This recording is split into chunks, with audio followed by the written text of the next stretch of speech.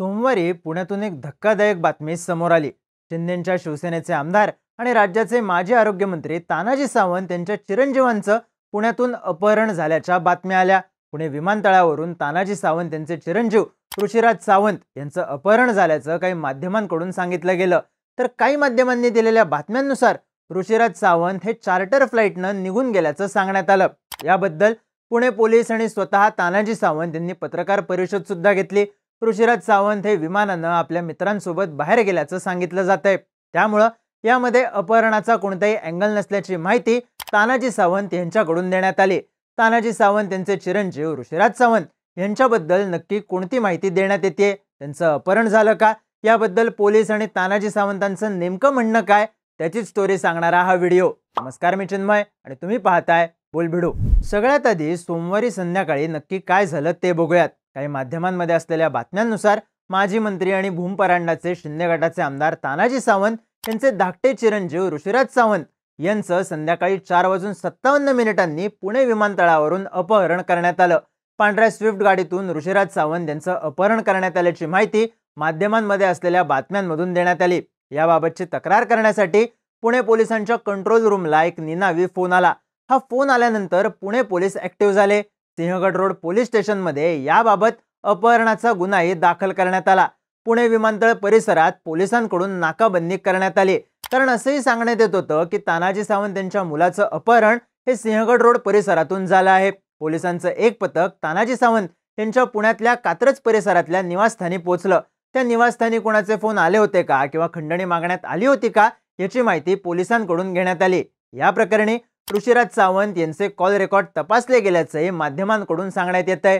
पण त्याच वेळी याबद्दल सोशल मीडियावर आणि माध्यमांमध्ये असलेल्या काही बातम्यांमध्ये वेगवेगळ्या चर्चा सुरू होत्या। कौटुंबिक वादातून तानाजी सावंत यांचा मुलगा दुपारी 4:15 वाजता घरातून निघून गेला। त्यानंतर तो चार्टर्ड फ्लाईटनं बँकॉकला गेल्याची माहिती या चर्चांमधून आणि बातम्यांमधून मिळत होती। ऋषिराज सावंत हे आपल्या 2-3 मित्रांसोबत पुणे विमानतळावर पोहोचले। विमानतळावर गेल्यानंतर ऋषिराज यांनी आपल्या ड्रायव्हरला फोन करून परत जायला सांगितलं। त्यानंतर त्यांचा फोन बंद येत असल्यामुळे ते नक्की कुठे गेले, त्यांचं अपहरण झालं का, याबद्दल पुणे पोलिसांनी तपास करायला सुरुवात केली। पण माध्यमांमध्ये वेगवेगळ्या बातम्या यायला लागल्यानं ऋषिराज यांचं खरंच अपहरण झालं की ते स्वतःच विमानानं कुठेतरी निघून गेले, याबद्दल कोणतीही ठोस माहिती मिळत नव्हती। या सगळ्यात सोशल मीडियावर अशी चर्चा सुरू झाली की ऋषिराज यांना आपल्या मित्रांसोबत बँकॉकला जायचं होतं, पण वडिलांनी परवानगी न दिल्यानं ते नाराज झाले आणि त्यामुळे मित्रांसोबत स्वतःच निघून गेले। या सगळ्या घटनेची माहिती जेव्हा त्यांच्या वडिलांना आणि कुटुंबियांना समजली, त्यानंतर हे अपहरणाचं प्रकरण पुढे आलं किंवा त्याबद्दलची भीती वाटली, अशी चर्चा सोशल मीडियावर सुरू आहे। या सगळ्या चर्चा सुरू असताना आमदार तानाजी सावंत हे पुणे पोलीस आयुक्तालयात दाखल झाले आणि त्यांनी अधिकाऱ्यांची भेट घेतली।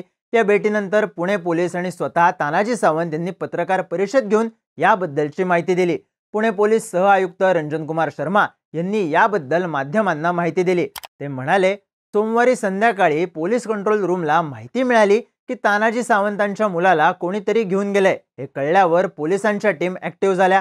तातडीनं ऋषिराज यांची माहिती घेण्यात आली। ते पुण्यावरून विमानानं गेलेले, त्यांचं विमान कुठं चाललंय त्याचं ट्रॅकिंग सुरू आहे। त्यांना परत आणण्याची प्रोसेस सुरू आहे। सिंहगड रोड पोलीस स्टेशनमध्ये अपहरणाची तक्रार दाखल करण्यात आली आहे।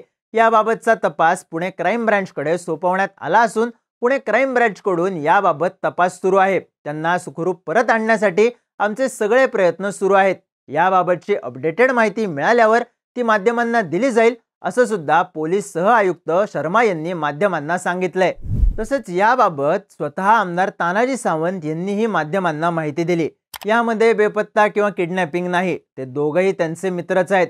असं नवीन किंवा अनोळखी व्यक्ती त्यांच्या सोबत नाहीत। ते फोन न करता गेले कसे हे आम्हालाही कळत नाही।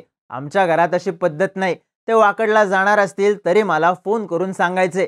दिवसातून आमचे 15 ते 20 वेळा एकमेकांना फोन व्हायचे, पण आज त्यांनी आपली गाडी वापरली नाही। ते तिघही जण दुसऱ्याच गाडीनं विमानतळावर आले आणि नंतर निघून गेले। मला किंवा माझा मोठा मुलगा गिरीराजला त्यानं याबाबत काहीही कळवलं नाही, त्यामुळे मी काळजीत पडलो। अचानक फोन न करता ऋषिराज विमानतळावर कशाला आला याची माहिती घेण्यासाठी मी कॅम्पसमध्ये गेलो। तिथे गेल्यावर त्यांनी स्वतःची गाडी न घेता हे तिघही दुसऱ्याच गाडीनं गेल्याचं मला कळलं, म्हणून मी पोलीस आयुक्तांना फोन करून याबाबत सांगितलं।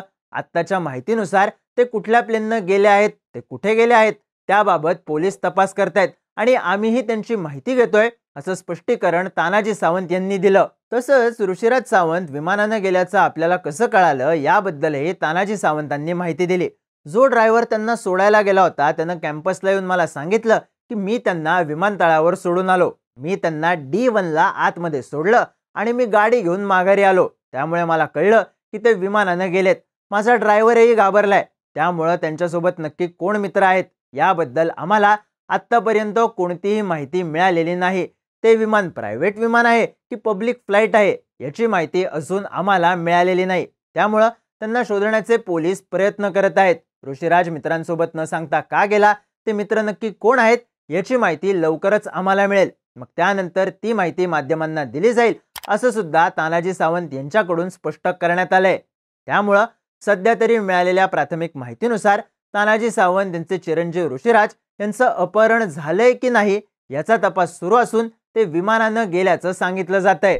आता ऋषीराज सावंत नक्की आहेत कोण ते सुद्धा पाहूयात. ऋषीराज हे पुण्यातील JSPM academic excellence education private limited, nutri first agro international private limited, Giriraj promoters private limited, Giriraj infra solutions private limited या कंपन्यांचे संचालक असल्याचं सांगितलं जातंय. त्यामुळं आता ऋषीराज नक्की कुठे गेलेत, ते अचानक निघून जाण्यामागची नेमकी कारणं काय, ते परत कधी येणार हे पाहणं महत्त्वाचं असणार आहे. त्यांचं खरंच अपहरण झालंय का, त्यांच्या सोबत असलेले मित्र कोण आहेत याबद्दलचा तपास सुद्धा पोलिसांकडून सुरू आहे.